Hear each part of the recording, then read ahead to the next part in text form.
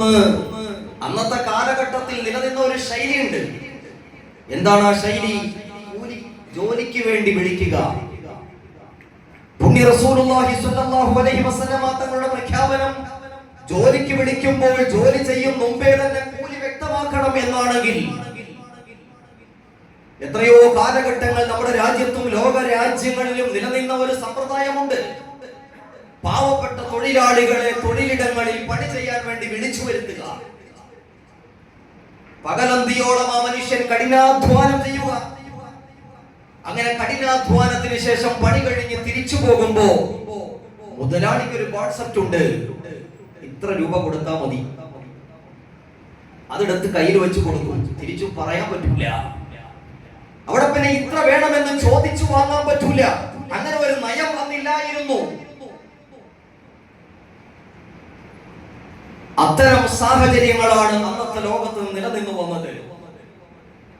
Global capitalism. എന്താണ് ഈ global ക്യാപിറ്റലിസത്തിന്റെ പ്രത്യേകത? തൊഴിലാളിക്ക് നിർണിതമായ ഒരു കൂലിയില്ല. പണി ചെയ്ത് കഴിയുമ്പോൾ ഇഷ്ടമുള്ളത് കയ്യിൽ വെച്ച് കൊടുക്കുക, അത് വാങ്ങിക്കൊണ്ട് പോയിക്കോണം. അത് തൊഴിലാളി അങ്ങനെ ആയിരിക്കണം.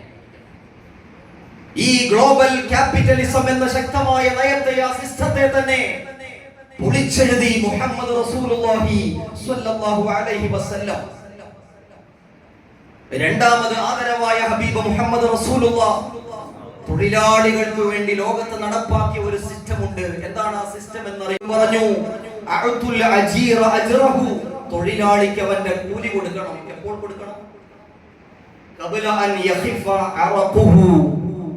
ആ തൊഴിൽ ചെയ്തിട്ട് അവന്റെ ശരീരത്ത് വിയർപ്പിന്റെ കണങ്ങൾ പൊടിയുന്നുണ്ടല്ലോ, ആ വിയർപ്പിന്റെ കണങ്ങൾ വറ്റിപ്പോകുന്നതിന് മുമ്പ്, അത് പാറമടയിലാവട്ടെ, പാടശേഖരങ്ങളിലാവട്ടെ, ഫാക്ടറികളിലാവട്ടെ, ലോകത്തിന്റെ വ്യത്യസ്തങ്ങളായ ഏതെങ്കിലും തൊഴിലിടങ്ങളാവട്ടെ, ആ തൊഴിലിടങ്ങളിൽ പണിയെടുത്ത ഒരു തൊഴിലാളി, അവന്റെ അധ്വാനത്തിന് ശേഷം അവന്റെ ശരീരത്ത് കുമിഞ്ഞുകൂടിയ വിയർപ്പിന്റെ തുള്ളിയുണ്ട്. അതവന്റെ അധ്വാനത്തിന്റെ അടയാളമാണ്. ആ അധ്വാനത്തിന്റെ അടയാളം വിയർപ്പിന്റെ കണങ്ങൾ, ശരീരത്ത് പൊടിഞ്ഞ വിയർപ്പിന്റെ തുള്ളികൾ, അത് വറ്റിപ്പോകുന്നതിന് മുമ്പ് തൊഴിലാളിക്ക് അവന്റെ കൂലി കൊടുക്കണമെന്ന് ലോകത്താദ്യമായി പ്രഖ്യാപിച്ച, തൊഴിലാളികളുടെ അവകാശങ്ങളുടെ സംരക്ഷണത്തിന് വേണ്ടി ലോകത്താദ്യമായി പ്രഖ്യാപനം, നയം നടപ്പാക്കിയ മഹാനായ മുഹമ്മദ് റസൂലുള്ളാഹി. അതിനുവേണ്ടി കൊടിപിടിച്ച മതത്തിന്റെ പേരാണ് ഇസ്ലാം. എത്ര മനോഹരമാണ് ഈ ദീൻ. അല്ലാഹു നമ്മളെ അനുഗ്രഹിക്കുമാറാവട്ടെ. മഹാനായ റസൂലുള്ളാഹി സ്വല്ലല്ലാഹു അലൈഹി വസല്ലമ തങ്ങൾ തൊഴിലാളികളെ പീഡിപ്പിക്കരുത് എന്ന് പഠിപ്പിച്ചിട്ടുണ്ട്.